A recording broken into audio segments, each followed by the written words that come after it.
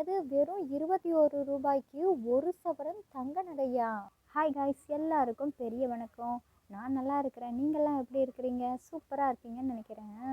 நிறைய பேருக்கு ரொம்ப பிடிச்ச, நிறைய பேர் என்ன எல்லாத்துக்குமே ரொம்ப ரொம்ப பிடிச்ச கோல்டு கலெக்ஷனையும் அதை பற்றின தகவல்களையும் இன்றைக்கி நம்ம பார்க்க போகிறோம். வீடியோக்குள்ளே போகலாமா?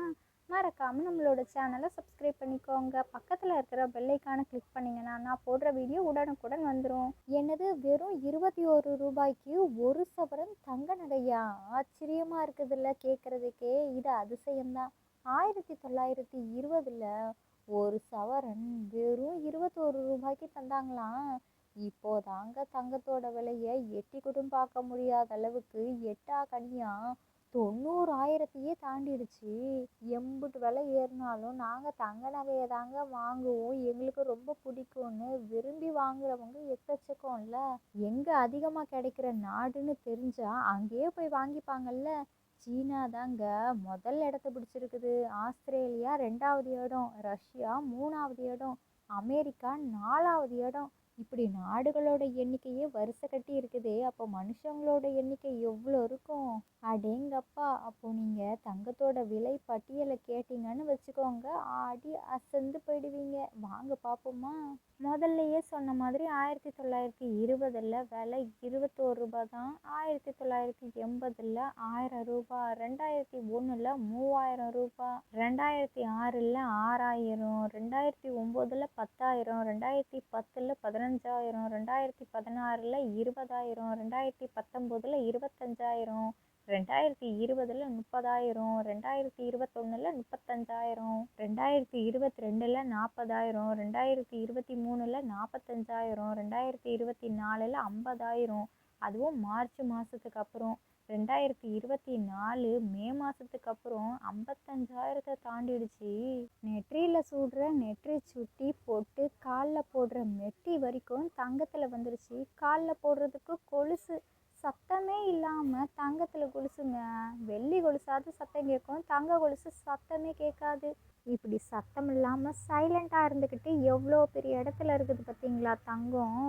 இந்த தங்கம் மாதிரி தாங்க நம்மளோட வேல்யூவையும் சைலண்ட்டாக இருந்துக்கிட்டே இன்க்ரீஸ் பண்ணிட்டு போயிட்டே இருக்கணும். கோல்டை வேற என்னென்ன பேர்லலாம் கூப்பிடலான்னு கமெண்ட் பண்ணிடுங்க. ஒரு விஷயம் சொல்கிறேன், அது நிஜம்தான். நெத்தியில் வைக்கிற பொட்டு இருக்கே, அது கூட தங்கத்தில் வந்துருச்சு. நான் வேணும்னா பிக்சர் போடுறேன் பாருங்க. இதோ பார்த்தீங்கல்ல. அதுலேயும் 2025ஓட விலையெல்லாம் கேட்டிங்கன்னா சும்மா தலை கிருகிருன்னு சுற்றும். கேளுங்க. ஜனவரி 22ல் 60,000, அப்புறம் ஏப்ரல் 12ஆம் தேதி 70,000, ஜூலை 23ஆம் தேதி 75,000, அப்புறம் செப்டம்பர் 6ஆம் தேதி 80,000. இப்போது 90,000 தாண்டிடுச்சு. 92 என்னமோ நினைக்கிறேன்ல. கரெக்டாக இன்றைக்கி ஒரு சவரன் தங்கத்தோட விலை என்னன்னு கமெண்ட் பாக்ஸில் கமெண்ட் பண்ணுங்கள். கோல்டு ஆயிரக்கணக்கான வருஷங்களாக மனுஷனோட வரலாற்றில் ஒரு முக்கிய பங்கு. பண்டைய எகிப்தில் முதல்ல உருகியதுலேருந்து இன்னைக்கு வரைக்கும் மதிப்புமிக்க உலோகம்னா அது நம்ம தங்கம்தான்.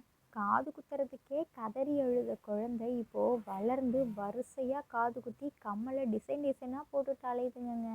நீங்கள் எத்தனை காது குத்திருக்கிறீங்கன்னு சொல்லுங்கள். உங்களுக்கு என்ன ஆபரணம் பிடிக்கும்னு சொல்லிட்டு போங்க. பூமியின் மேலோட்டத்திலிருந்து இயற்கையாகவே தங்கம் உருவாக்குது.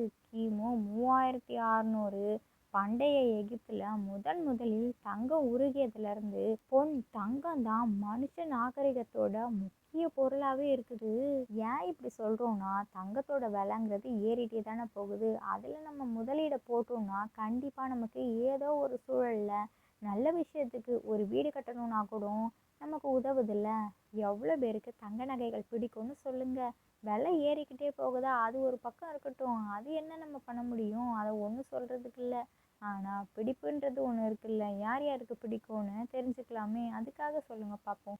உலகத்தில் எவ்வளோ விதவிதமாக கம்மலை கண்டுபிடிச்சாலும் ஆனால் ஒவ்வொரு பெண்ணும் ஆசைப்படுறது அந்த அழகாக டிங் டிங்குன்னு ஆடுற ஜிமிக்கி கம்மலுக்கு தானே. சேமிச்சா நான் பெரிய அளவில் தான் சேமிப்பேன்னு அடம் பிடிச்சிக்கிட்டெல்லாம் இருக்கக்கூடாது. இப்போ போகிற விலைக்கு நம்ம சிறுக சேமிக்க ஆரம்பிக்கணும். அதுதாங்க நல்லது. மூக்குத்துறது பிடிக்கலனாலும் மூக்குத்தி பார்க்குறதுக்கு அழகாக இருக்குல்ல. எவ்வளோ வகையாக டிசைனாக வச்சுருக்குறாங்க பாருங்களேன்.